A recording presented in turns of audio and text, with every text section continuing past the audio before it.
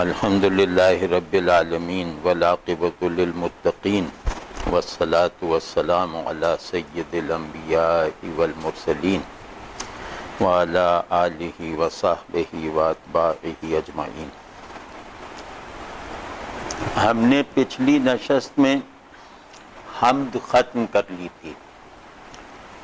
آج نعت کا آغاز ہو رہا ہے اور اس روایت کے بارے میں ہم تفصیل سے بات کر چکے ہیں کہ مسلم کلاسیکل لٹریچر حمد، نعت اور چند مناقب سے، چند منقبتوں سے شروع ہونے کی روایت رکھتا ہے، تو اس کے نتیجے میں جو ہیں وہ اس تہذیب کے معیاری انسان کا تصور بھی آ جاتا ہے، اس تہذیب کی مطلوب دنیا بھی ابھر کے سامنے آ جاتی ہے۔ غرض یہ کہ وہ تہذیب اپنی تمام انٹرنل اور ایکسٹرنل اقدار کے ساتھ سامنے آ جاتی ہے ان تین زاویوں سے۔ تو حمد مکمل ہو گئی اور اس حمد کی تکمیل کرتے کرتے ہم پر انشاءاللہ یہ واضح ہو گیا ہوگا کہ یہ حمد خدا کے کس تصور پر، خدا کی کن کن شانوں تک ہمیں پہنچا رہی ہے۔ تو یہ بات پہلے بھی ہو چکی کہ ہر تہذیب تین بنیادی آئیڈیاز کو ایکچوئلائز کرنے کی اجتماعی کوششوں کے تمام زاویوں کا احاطہ کرتی ہے۔ وہ تین پرنسپل آئیڈیاز ہیں: idea of God, idea of man, idea of universe. تو تہذیب کی پیدائش کا سبب ہی یہ ہوتا ہے کہ وہ ان تین بنیادی فطری تصورات یا آئیڈیاز کو عمل میں لائے، ایکچوئلائز کرے، اور اسی کوشش میں کامیابی کے نتیجے کے طور پر ہر تہذیب اپنی بنیاد اور اپنی فارمز کو مکمل کرتی چلی جاتی ہے۔ لیکن چونکہ آئیڈیا جو ہے وہ ایکچوئلائزیشن کے عمل میں تمام نہیں ہوتا، صرف کبھی نہیں ہوتا، آئیڈیا کی ٹرانسینڈنس اور پرفیکشن ہمیشہ جو ہے وہ ایک بیونڈنس کے ساتھ موجود رہتی ہے۔ تو لہٰذا انسانی تہذیب اپنے آئیڈیا کو طرح طرح سے فارملائز، طرح طرح سے ایکچوئلائز، طرح طرح سے مینیفیسٹ کرنے کی مسلسل اور یکسو کاوشوں کا نام ہے۔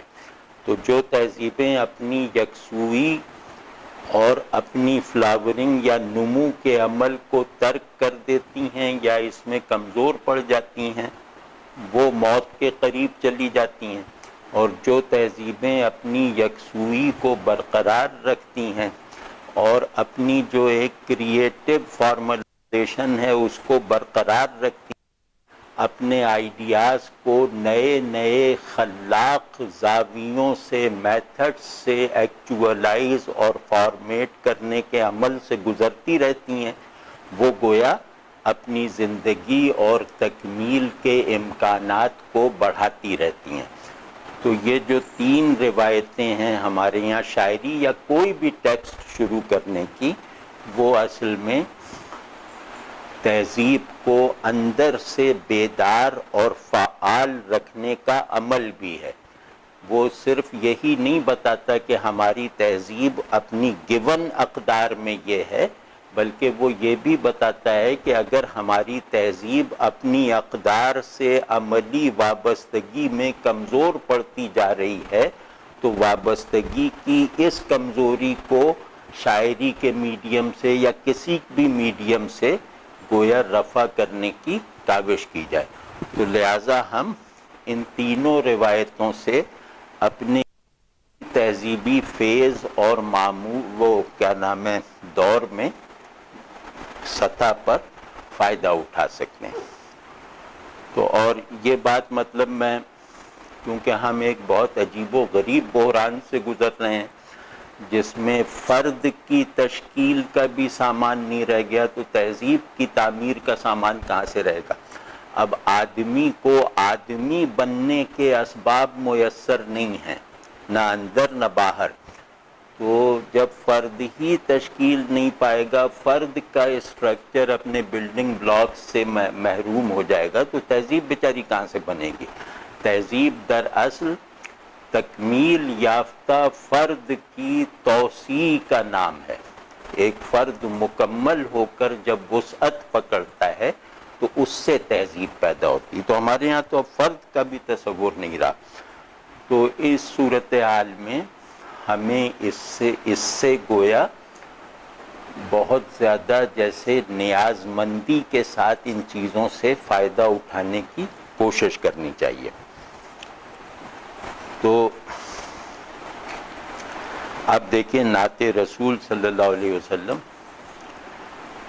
کہ رسول اللہ صلی اللہ علیہ وسلم، اللہ کے بعد آپ صلی اللہ علیہ وسلم کی نعت، مدح اور تعریف اس لیے کی جاتی ہے کہ اللہ سے تعلق یعنی بندگی کے سبسٹنس کو ایک متعین حالت میں ایک بنیادی نظر آ جانے والی قدر میں کنورٹ کر کے یا اس میں مرتکز کر کے دیکھنا آسان ہو جائے.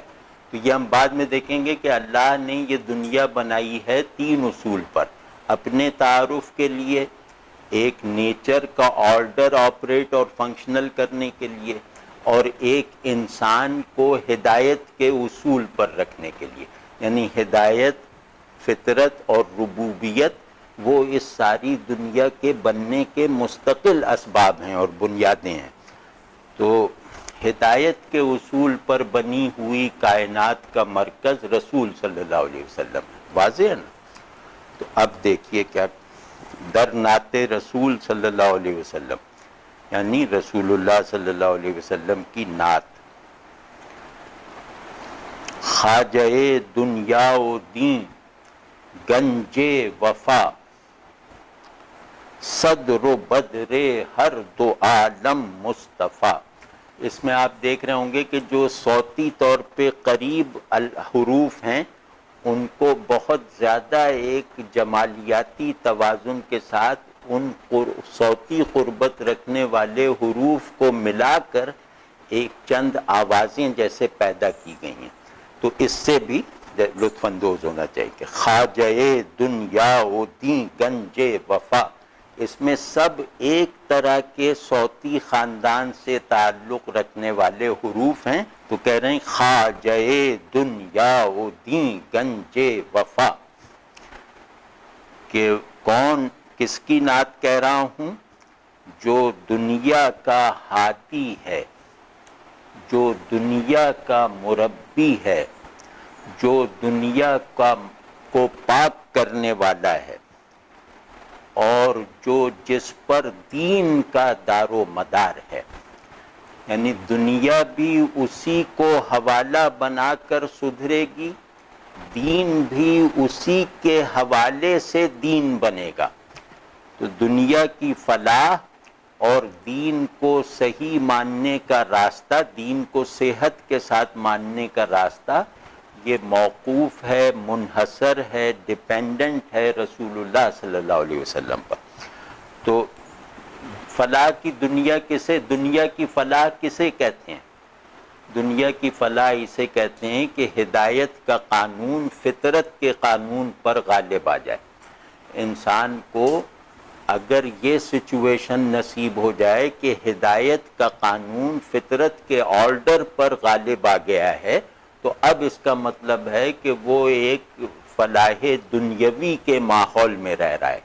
تو دنیا میں کارفرما قانون فطرت ہدایت کے تابع آ سکتا ہے رسول اللہ صلی اللہ علیہ وسلم کو اپنے لیے نمونہ کمال بنا کر. یعنی رسول اللہ صلی اللہ علیہ وسلم کی پیروی ہدایت کو انفس یعنی آدمی کے اندر کی دنیا اور آفاق یعنی آدمی کے باہر کی دنیا پر غالب کر دیتی ہے. اور رسول آتا ہی ہدایت کو فطرت پر، فطرت سے مراد یہ دنیا کی نیچر، قانون فطرت، فطرت سے مراد فطرت انسانی نہیں. تو کہہ رہے ہیں دنیا و دین کے آقا اور گنج وفا، یہ بہت زبردست جوڑ پیدا کیا ہے، اور یہ جوڑ جو ہے وہ شعور مذہبی سے بھی پیدا ہوتا ہے، اور اس کے ساتھ ساتھ یہ ذوق عبودیت سے رونما ہوا ہے کہ یہ بہت بڑا لقب ہے نا، خواجہ دنیا و دین کا مطلب ہے دنیا و دین کا مالک. خواجہ کا مطلب ہے مالک. خواجہ کہتے ہیں جو جس چیز کا خواجہ ہو اس پر پورا اختیار اور تصرف رکھتا ہو.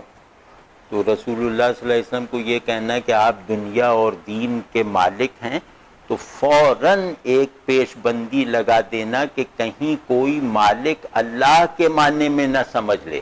یعنی جس طرح اللہ دنیا و دین کا مالک ہے، ملکیت کا وہ الوہی تصور کہیں کسی کی غلط فہمی سے رسول اللہ صلی اللہ علیہ وسلم کے ساتھ منسوب نہ ہو جائے.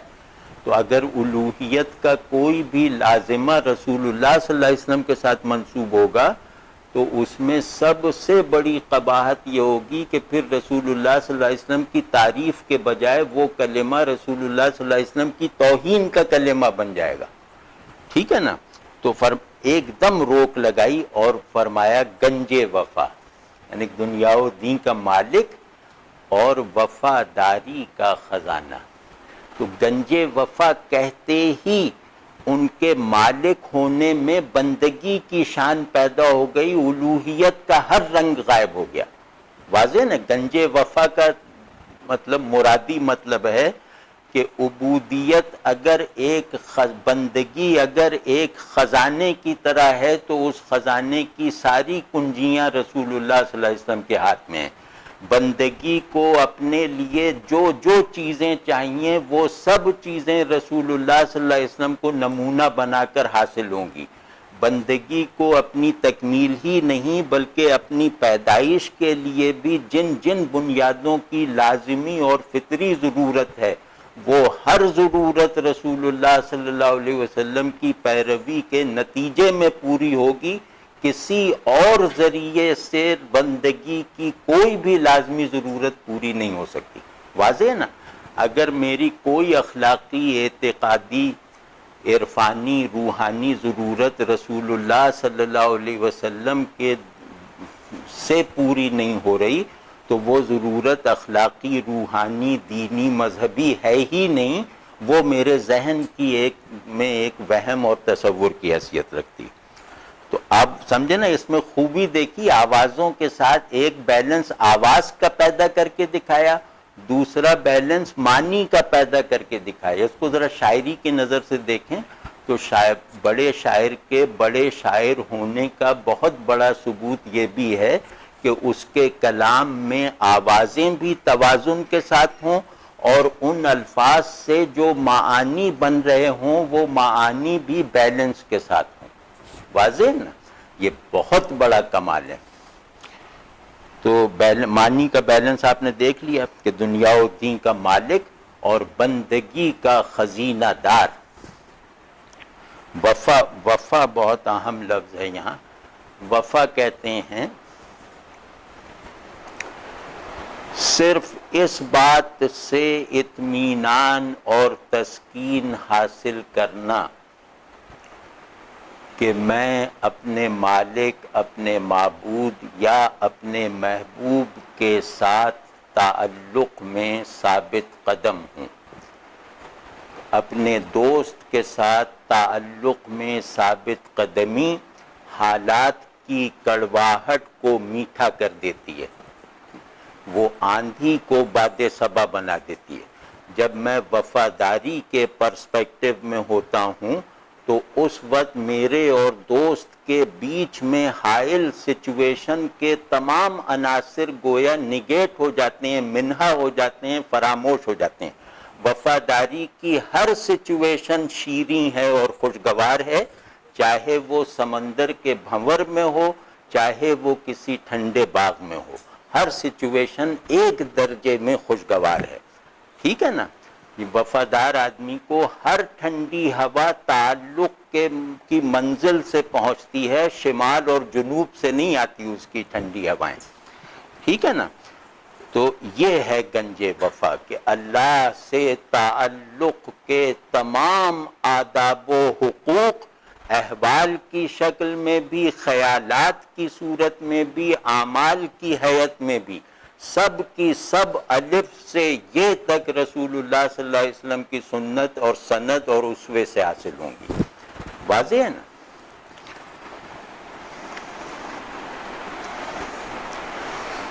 اور گنج بھی اچھا ہے۔ گنج کو سمجھ لیں کہ اصل خزانہ وہ ہوتا ہے کہ کوئی موتی بھی اس سے باہر نہ پایا جائے، یعنی جتنے بھی موتی ہوں وہ سب اسی میں ہوں، اس سے باہر کوئی موتی نہ پایا جائے۔ تو اللہ سے تعلق کی جتنے بھی ایسنس اور فارمز ہیں وہ رسول اللہ صلی اللہ علیہ وسلم سے جدا ہو کر نہیں پائے جا سکتے۔ اب اللہ صرف الہ محمد ہے، اگر وہ الہ محمد علیہ السلام نہیں ہے تو وہ تمہارا تصور ہے، ٹھیک ہے نا؟ صدر و بدر ہر دو عالم مصطفیٰ، دونوں جہان کا مرکز اور پورا چاند یعنی مصطفیٰ علیہ السلام۔ اس مصرعے کا لفظی ترجمہ یہ ہوا کہ مصطفیٰ اللہ تبارک و تعالی کے چنے ہوئے محمد الرسول اللہ صلی اللہ علیہ وسلم، کیونکہ دنیا و دین کے مالک ہیں، اللہ کے محبوب ترین بندے کی حیثیت سے، اللہ کی طرف سے بنائے ہوئے مدار ہدایت کی حیثیت سے، اللہ کی طرف سے بنائے ہوئے واحد مظہر حق کی حیثیت سے، تو اب اتنی حیثیتوں کے ساتھ جو ہستی دنیا میں بھیجی گئی ہو وہ دونوں جہانوں کا یعنی کل عالم موجودات کا مرکز ہوگی، اور تمام عالم موجودات میں حق کے ظہور کی ہر روشنی اسی سے پھوٹے گی۔ واضح نا؟ بدر کسے کہتے ہیں؟ پورا چاند کہتے ہیں کہ جو روشنی کا واحد جنریٹر ہو، بدر کہتے ہیں پورے چاند کو۔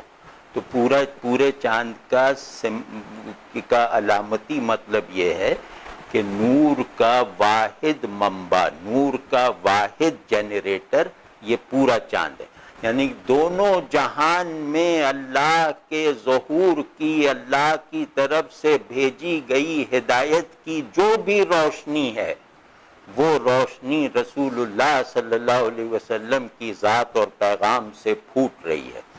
کوئی بھی نور حق کا نور نہیں کہلا سکتا اگر رسول اللہ صلی اللہ علیہ وسلم کے چراغ سے نہ نکل رہا ہو۔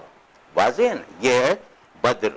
اور صدر کہتے ہیں مرکز کو، کہ دونوں جہانوں میں سب سے اہم ہستی رسول اللہ صلی اللہ علیہ وسلم ہے۔ دونوں جہانوں کا یعنی دنیا اور جنت کا مرکز رسول اللہ صلی اللہ علیہ وسلم ہے۔ اللہ نے دنیا میں بھیجا تو دنیا میں کسی بھی چیز کو ان کے برابر نہیں کیا، اور اللہ جب جنت میں رکھے گا تو جنت کی بھی کوئی چیز رسول اللہ صلی اللہ علیہ وسلم کے برابر نہیں ہوگی، یعنی جنت کی تمام نعمتیں رسول اللہ صلی اللہ علیہ وسلم سے کم ہوں گی۔ جنت کا سب سے اعلیٰ مرتبہ وہ ہوگا جو رسول اللہ صلی اللہ علیہ وسلم کی رفاقت میں ہوگا، معیت میں ہوگا، سب سے اعلیٰ درجہ وہ ہوگا، سب سے بڑی نعمت رسول اللہ صلی اللہ علیہ وسلم۔ بلکہ اس پہ اگر اجازت دیں تو ایک میں واقعہ عرض کر دوں جو رسول اللہ صلی اللہ علیہ وسلم کی حیات طیبہ میں ہوا ہے، کہ ایک صحابی نے آپ صلی اللہ علیہ وسلم سے عرض کیا کہ یا رسول اللہ صلی اللہ علیہ وسلم، ہم یہاں مدینے میں تو جب چاہتے ہیں آپ کو آ کے دور یا نزدیک سے دیکھ لیتے ہیں، جب موقع ہوتا ہے آپ صلی اللہ علیہ وسلم کی باتیں سن لیتے ہیں، کبھی جا کے غفلت طاری ہوتی ہے تو آپ صلی اللہ علیہ وسلم کی خدمت میں حاضر ہو کے اس غفلت کا ازالہ ہو جاتا ہے۔ مطلب ہماری تسکین کا یہاں پورا سامان ہے، لیکن جنت کے بارے میں تو آپ صلی اللہ علیہ وسلم نے خود فرمایا ہے کہ اس کے کئی طبقات ہیں اور ہر طبقے میں زمین آسمان جتنا فاصلہ ہے، یعنی بہت ہی دور دور ہیں۔ تو وہاں ظاہر ہے کہ آپ صلی اللہ علیہ وسلم سب سے اونچے طبقے اور درجے ہی میں ہوں گے، ہم لوگ تو کہیں نیچے ہوں گے۔ وہاں آپ صلی اللہ علیہ وسلم کو دیکھنے اور ملاقات کرنے کی کیا صورت ہوگی؟ یہ ہوتی ہے وفا، یہ ہوتی ہے محبت، کہ یہ سائل گویا اپنے لفظوں میں پائے جانے والے معانی سے زیادہ شدت کے ساتھ اپنا یہ حال کنوے کر رہا ہے کہ یا رسول اللہ صلی اللہ علیہ وسلم، آپ کے ساتھ صحرا میں رہنا آپ کے بغیر جنت میں رہنے سے افضل ہے، سے زیادہ محبوب ہے۔ آپ صلی اللہ علیہ وسلم کو دیکھنا صحرا میں، آپ صلی اللہ علیہ وسلم کو نہ دیکھنا جنت میں، اس سے زیادہ بڑی چیز ہے، زیادہ محبوب چیز ہے۔ مطلب یہ سائل کا حال کنوے ہو رہا ہے اس سے۔ تو آپ صلی اللہ علیہ وسلم نے فرمایا کہ بھئی جو جس سے محبت کرے گا قیامت میں اسی کے ساتھ اٹھایا جائے گا، جنت میں اسی کے ساتھ رکھا جائے گا۔ تو اب انہوں نے یہ سوال نہیں کیا کیونکہ اس کو کسی تصدیق کی ضرورت نہیں کہ میں آپ صلی اللہ علیہ وسلم سے محبت کرتا ہوں یا نہیں، کیونکہ اس کو کسی تصدیق کی ضرورت نہیں تھی۔ تو ایک دم وہ باہر نکلے اور باہر نکل کے لوگوں سے یہ سنا دیا۔ تو اس دن مدینے کی تاریخ کا سب سے بڑا جشن منایا گیا تھا کہ جب یہ بات، مدینہ ظاہر ہے کتنا سا تھا، چھوٹا سا تھا، تو جب یہ بات ایک سے دوسرے کے ذریعے سے پھیلی تو لوگ بالکل وجد میں آ گئے، جیسے پورا مدینہ جو ہے وہ ایک طرح سے حالت وجد میں آ گیا اس بشارت پر کہ ہم لوگ جنت میں رسول اللہ صلی اللہ علیہ وسلم کے ساتھ یقیناً ہوں گے، کیونکہ آپ صلی اللہ علیہ وسلم کی محبت ہماری متاع ہستی اور سرمایہ وجود یقیناً ہے۔ واضح ہے نا؟ تو صدر و بدر ہرد جہاں بھی حق کی روشنی ہے، وسیلہ رسول اللہ صلی اللہ علیہ وسلم ہے۔ آفتاب شرع و دریائے یقین، نور عالم رحمت للعالمین۔ سبحان اللہ۔ 4 وصف بتائے ہیں کہ آپ صلی اللہ علیہ وسلم شریعت کا سورج ہیں، یقین کا سمندر ہے۔ فارسی میں دریا ہمیشہ سمندر کے معنی میں ہوتا ہے۔ آپ صلی اللہ علیہ وسلم شریعت کا سورج ہیں، یقین کا سمندر ہیں۔ آپ صلی اللہ علیہ وسلم کائنات کی روشنی ہیں، کائنات پر چھایا ہوا نور ہدایت ہیں، اور آپ صلی اللہ علیہ وسلم سب جہان والوں کے لیے رحمت ہیں۔ یہ 4 وصف گنائے نا۔ تو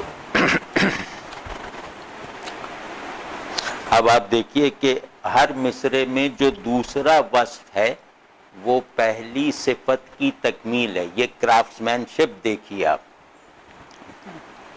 کہ آپ صلی اللہ علیہ وسلم اللہ کے بخشے ہوئے لائے ہوئے قانون کا سورج ہیں۔ آپ صلی اللہ علیہ وسلم اللہ تبارک و تعالی کے بنائے ہوئے اوامر و نواہی کا واحد چینل ہیں۔ اللہ کیا چاہتا ہے، کیا نہیں چاہتا، اللہ کس چیز کو حلال کہتا ہے، کس چیز کو حرام کہتا ہے، اسی کو شریعت کہتے ہیں نا۔ شریعت اس قانون کو کہتے ہیں جس کا وحی پر مبنی ہونا ثابت ہو۔ واضح؟ فقہ اس قانون کو کہتے ہیں جس کی وحی سے نسبت قیاسی ثابت ہو۔ شریعت اس قانون کو کہتے ہیں جس کی الفاظ وحی سے نسبت ظاہری اور یقینی ثابت ہو۔ واضح ہے نا؟ تو کہہ رہے ہیں کہ آپ اللہ تبارک و تعالی کی شریعت میں مخفی تمام انوار کو پھیلانے والے ہیں۔ اللہ کا ہر حکم ایک نور ہے، وہ اس نور میں چیزوں کا حلال اور حرام ہونا واضح ہو جاتا ہے۔ آپ سمجھیں، اللہ کا ہر حکم ایک روشنی ہے جس سے حق کا نور اور باطل کا اندھیرا ممتاز ہو جاتا ہے۔ واضح نا؟ تو کہہ رہے ہیں کہ آپ صلی اللہ علیہ وسلم شریعت کا سورج ہیں، یعنی اللہ کی بنائی ہوئی، بخشی ہوئی، دی ہوئی شریعت اپنے ہر جز میں آپ صلی اللہ علیہ وسلم سے حاصل ہوتی ہے، اور جب بھی کائنات میں پھیلے گی آپ صلی اللہ علیہ وسلم ہی کی لائی ہوئی شریعت پھیلے گی۔ آپ صلی اللہ علیہ وسلم جس قانون الہی کو لے کر نہیں آئے اس کو قانون الہی جاننا غلط ہے۔ آپ صلی اللہ علیہ وسلم جس امر خداوندی کو لے کر نہیں آئے اس امر خداوندی کو ماننا غلط ہے۔ واضح ہے نا؟ یہ ہے اس کا مطلب۔ اب دیکھیے کہ وہ کہہ رہے ہیں کیونکہ شریعت کا ماخذ غیب ہے نا، اور غیب تجربے کی، عقل کی، تخیل کی زد سے باہر ہونے کا نام ہے نا، یعنی غیب پر یقین پیدا کرنے کی دعوت دینا ایک پیراڈاکس ہے۔ یقین کہتے ہیں دیکھ لینے کے نتیجے کو، سن لینے کے نتیجے کو، چھو لینے کے نتیجے کو۔ یقین تجربے کے بغیر نہیں پیدا ہوتا، مشاہدے کے بغیر۔ تو کہہ رہے ہیں کہ شریعت کا ماخذ اور شریعت کا جو وہ جہاں سے آ رہی ہے وہ تو غیب میں ہے نا، شریعت کے بننے کا پورا کارخانہ تو غیب میں ہے۔ تو اب آپ صلی اللہ علیہ وسلم جس شریعت کے وارث، جس شریعت کا محور جس شریعت کے دائی، جس شریعت کے پیغمبر بنا کر بھیجے گئے ہیں، تو اس شریعت کو بنانے والا تو غیب میں ہے۔ تو آپ صلی اللہ علیہ وسلم صرف اللہ کا امر اور اللہ کی نہی ہی نہیں پہنچاتے، بلکہ آپ صلی اللہ علیہ وسلم ان اوامر و نواہی کی دعوت میں ایسی شدت اور تاثیر پیدا کر دیتے ہیں کہ امر بھیجنے والے پر ایسا یقین آ جاتا ہے جو دیکھی ہوئی چیز پر آتا ہے۔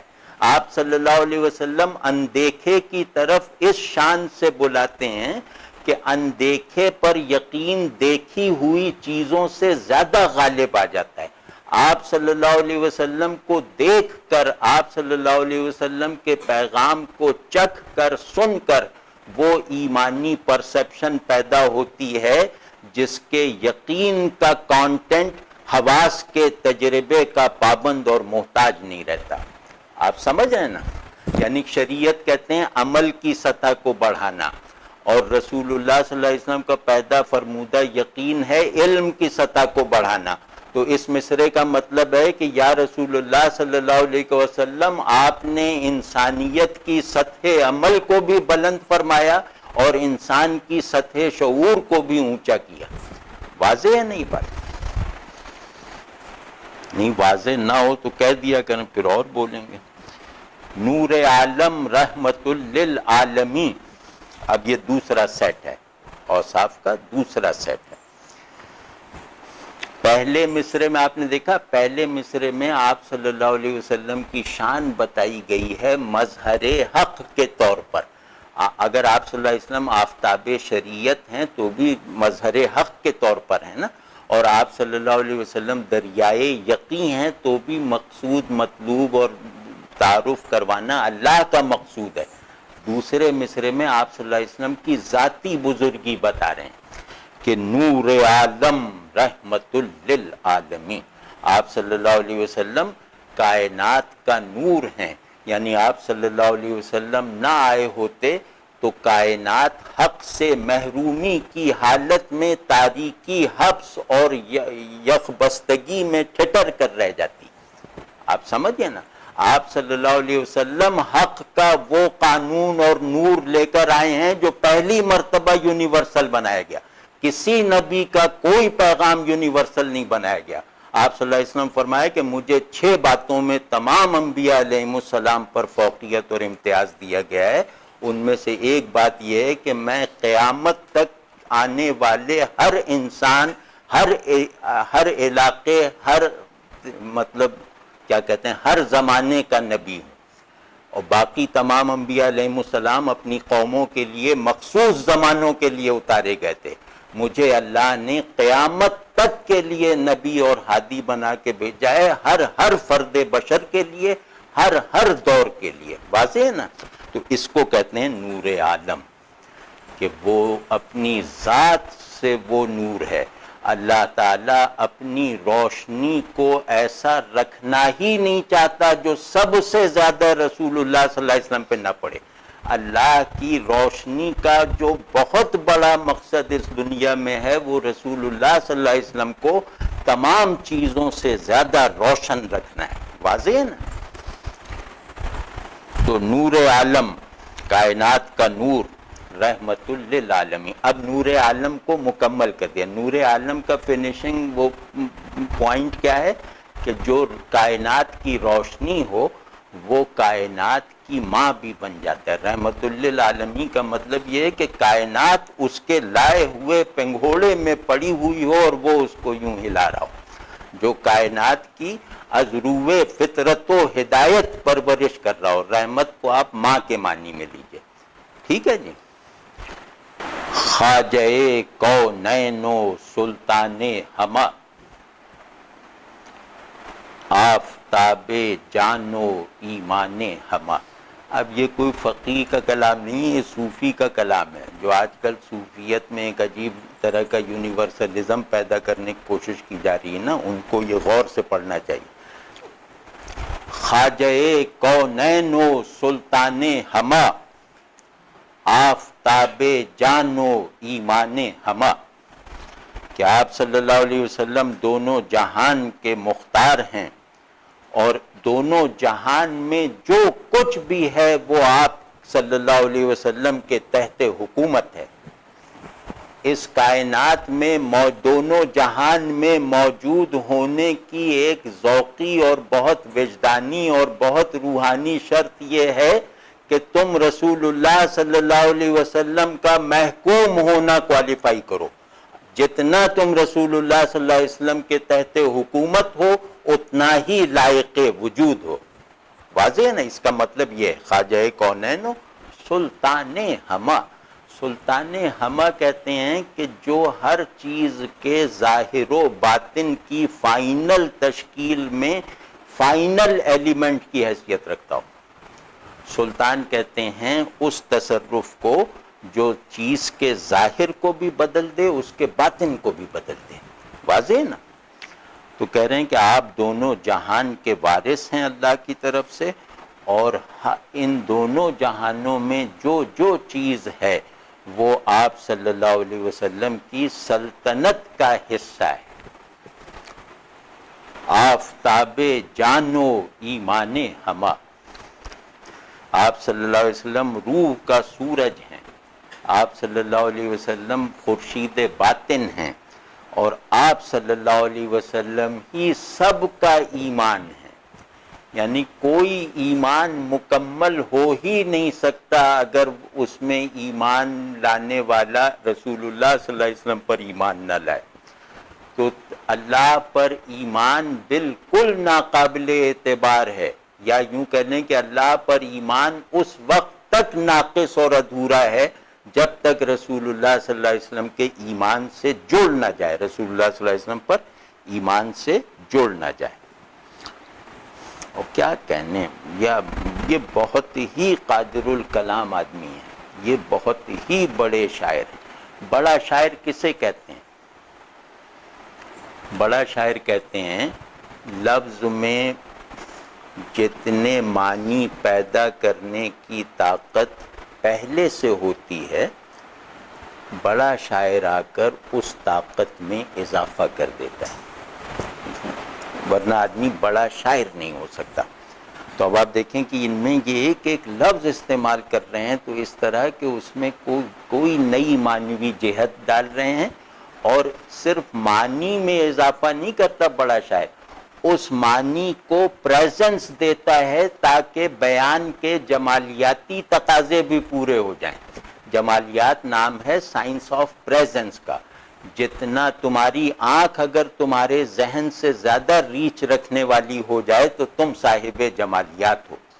تو بڑا شاعر ذہن کو اس کی حد سے آگے بڑھاتا ہے اور آنکھ کو پھر اس تربیت یافتہ ذہن کے تصورات سے بھی پرے دیکھنے کی بینائی دیتا ہے۔ واضح ہے نا؟ تو آپ یہ دیکھیں کہ یہ دونوں کام کر رہے ہیں۔ آفتاب جان و ایمان ہما، یہ کوئی کہہ سکتا ہے؟ تو سلطان وہ ہوتا ہے جو باطن پر حکومت کرے، اور کیونکہ سلطان کا ایک مطلب ہی طاقت ہے، قوت ہے، رسائی ہے، ٹھیک ہے نا؟ اور خواجہ وہ ہوتا ہے جو مطلب چیزوں کو مینج کرے۔ سبحان اللہ، مطلب کیا کہ ہر طرح سے دیکھ لیں، آفتاب جان و ایمان ہما۔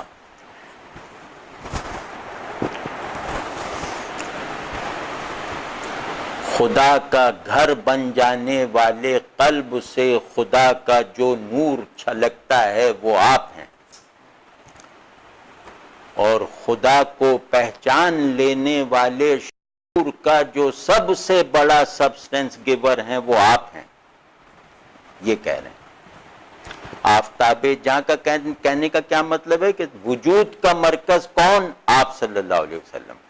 اور ایمان ہمہ کہنے کا کیا مطلب ہے کہ شعور کا مرکز کون؟ آپ صلی اللہ علیہ وسلم۔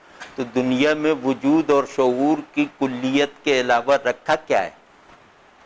اور آپ صلی اللہ علیہ وسلم ہیں جن کو غور سے ادب سے دیکھ لو تو فلسفیوں کا جو سب سے پرانا، سب سے بڑا اور اب تک لا ینحل مسئلہ ہے وہ سمجھ میں آ جائے گا، وہ حل ہو جائے گا۔ وہ یہ ہے کہ وجود اور شعور ایک ہیں، لیکن ایک ہونے کی دلیل اور مشاہدہ ہمیں حاصل نہیں ہو پا رہا۔ ارے تو تمہیں کیسے حاصل ہوگا جب تک تم رسول اللہ صلی اللہ علیہ وسلم کو نہیں دیکھو گے؟ رسول اللہ صلی اللہ علیہ وسلم کو دیکھ کر وجود اور شعور کی آئیڈینٹی، پرنسپل آئیڈینٹی گویا مشاہدے میں آ جاتی ہے۔ اس کو فرید الدین عطار کہہ رہے ہیں آفتاب جانو ایمان ہمہ، وجود کیا گوشہ گوشہ آپ کی روشنی سے روشن ہے، شعور کا ذرہ ذرہ آپ کے چشمہ معرفت سے سیراب ہے۔ ٹھیک ہے نا؟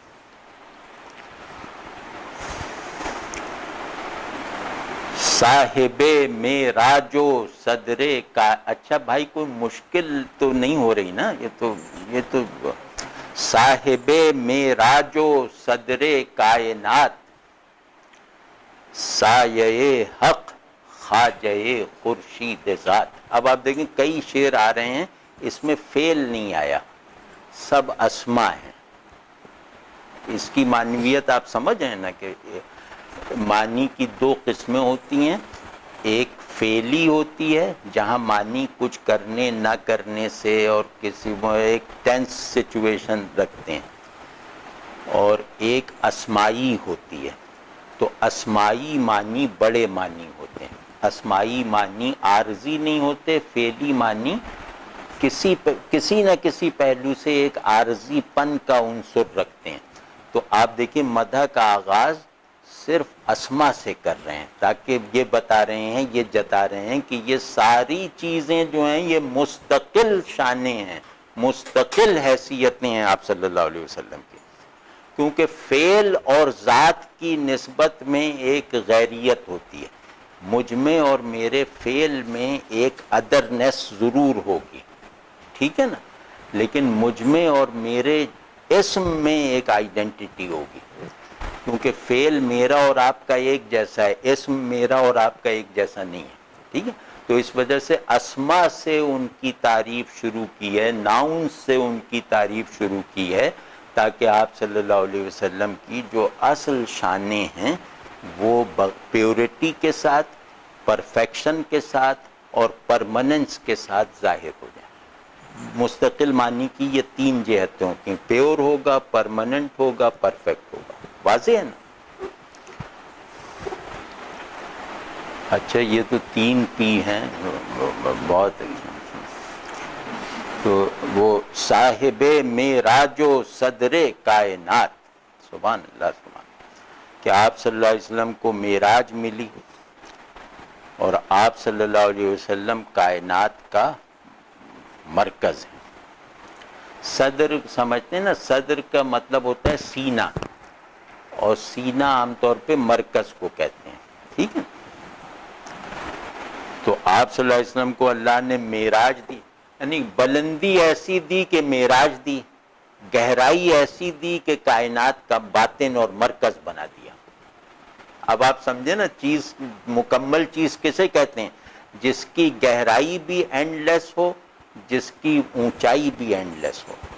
تو اونچائی بھی اینڈ لیس دی یعنی معراج دی، گہرائی بھی ختم نہ ہونے والی دی کیونکہ صدر کائنات بنایا، یعنی کائنات کے باطن میں سچویٹڈ ایک امر ربی جو کائنات کو چلاتا ہے۔ بہت قدرت کلام ہے، بہت قدرت کلام، اور اوپر پھیلاؤ دیا۔ آپ سمجھیں نا، جب کہتے ہیں خواجہ کونین و سلطان ہمہ، تو ایسا پھیلاؤ جس کو انسرکل نہ کیا جا سکے، ایسی اونچائی جسے ناپا نہ جا سکے، ایسی گہرائی جس کی پیمائش نہ کی جا سکے. بس ان تینوں کا حامل جو ہوگا وہ پرفیکٹ ہوگا نا. تو سایہ حق خواجہ خورشید ذات،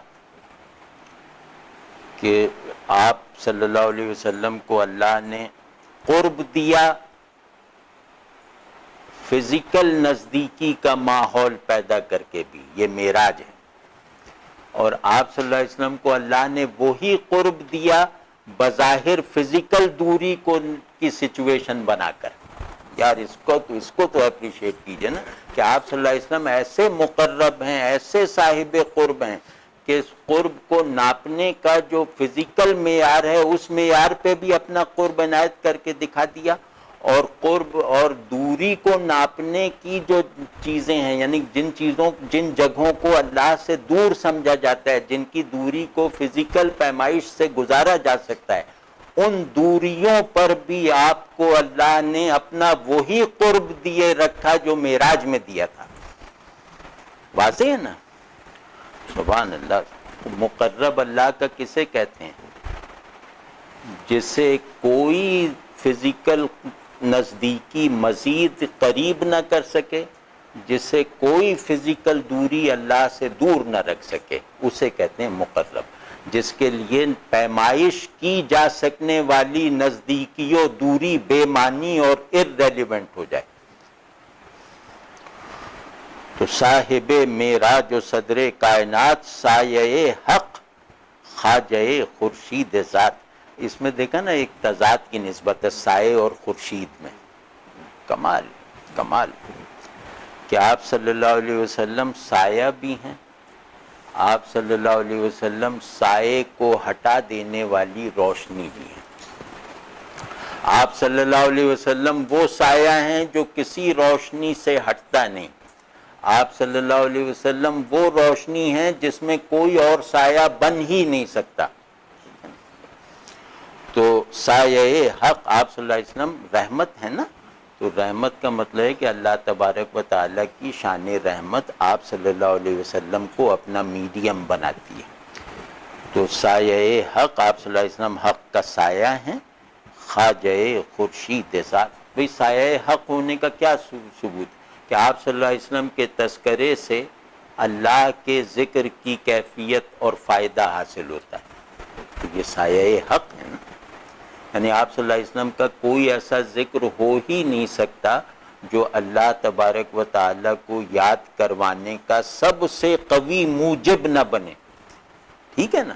اگر آپ صلی اللہ علیہ وسلم کا ذکر یا آپ صلی اللہ علیہ وسلم سے تعلق رکھنے والی کوئی بھی چیز اللہ سے تعلق میں پوری کی پوری صرف نہیں ہوتی تو وہ تعلق آپ صلی اللہ علیہ وسلم سے نہیں ہے، وہ جھوٹا ہے.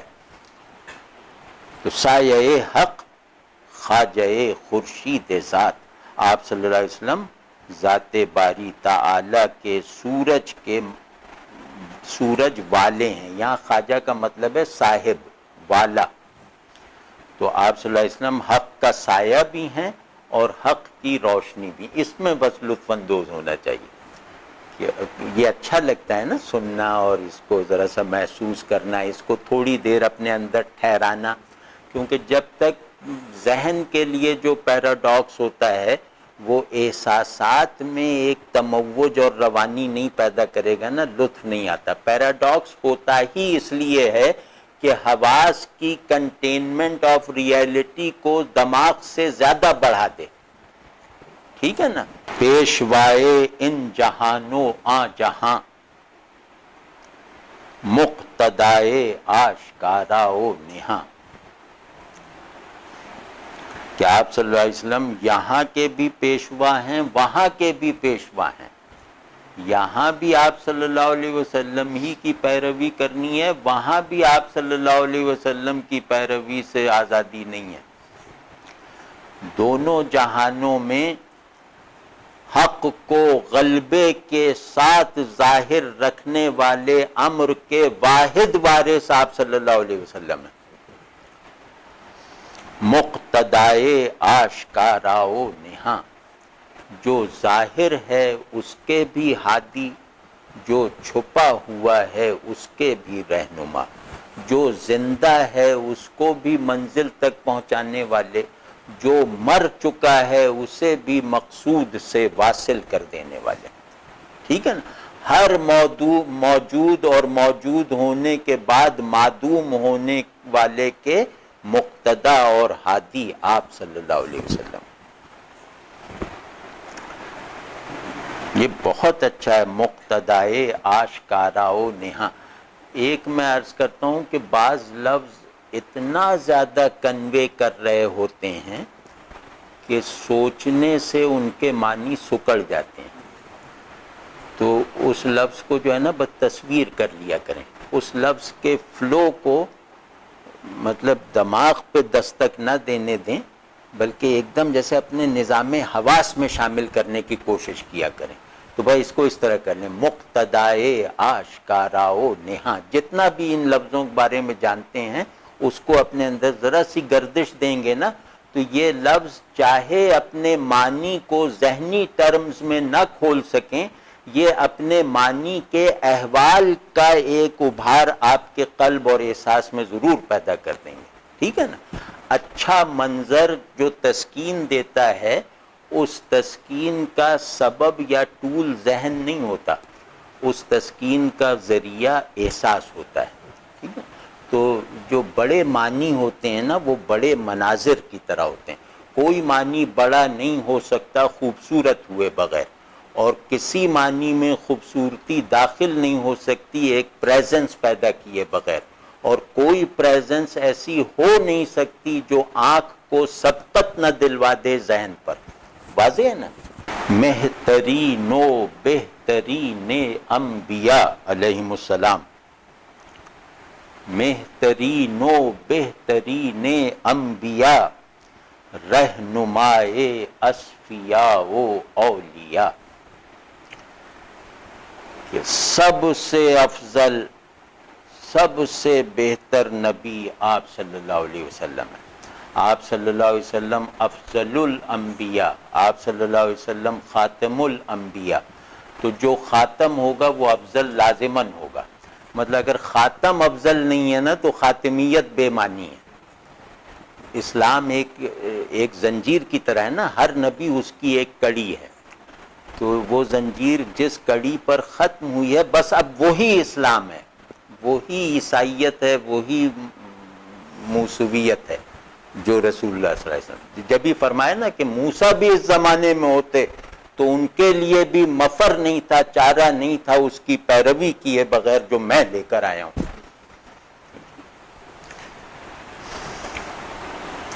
تو آپ صلی اللہ علیہ وسلم افضل البشر، افضل الرسل ہیں. اور رہنما، اس کی تفصیل میں نہیں جاتے کیونکہ انبیاء علیہم السلام کے درمیان فرق مراتب کی تفصیل کرنا بے ادبی ہے. کیونکہ ہمارا ذہن محدود ہے تو ہم کسی کو کسی سے بڑا جب کہتے ہیں تو جس سے بڑا کہہ رہے ہوتے ہیں اس کے چھوٹے ہونے کی نعوذ باللہ کوئی دلیل لے آتے ہیں. تو یہ انبیاء علیہم السلام کو آپس میں دیکھنے کا طریقہ نہیں. وہ اجمال کے ساتھ بس جاننا چاہیے کہ آپ صلی اللہ علیہ وسلم کا افضل ہونا ایک تو فطری ہے، ایک بدیہی ہے، سیلف ایویڈنٹ ہے، اور ایک جو ہے وہ نص ہے کہ ہم نے بعض کو بعض پر فضیلت دی. تفصیل نہیں. رہنمائے اصفیاء و اولیاء، یہ بڑا زبردست ہے کہ اصفیاء کے بھی آپ رہنما ہیں، اولیاء کے بھی آپ امام ہیں. اب اس میں دیکھنا ہے کہ اصفیاء اور اولیاء میں فرق کیا ہے. اصفیاء اور اولیاء دونوں ایک ہی چشمے سے سینچے جانے والے پیڑ ہیں. مطلب یہ بظاہر دو پیڑ ہیں لیکن ان کا جو نمو کا سامان ہے وہ مشترک ہے.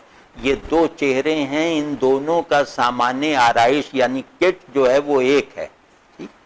تو اصفیہ، صفی کی جمع ہے نا، صفی کہتے ہیں جس کے باطن میں یہ سند موجود ہو کہ وہ اللہ کا دوست ہے. ولی کہتے ہیں اس شخص کو جس کے باہر یہ سند موجود ہو کہ یہ اللہ کا دوست ہے. بس یہ فرق ہے.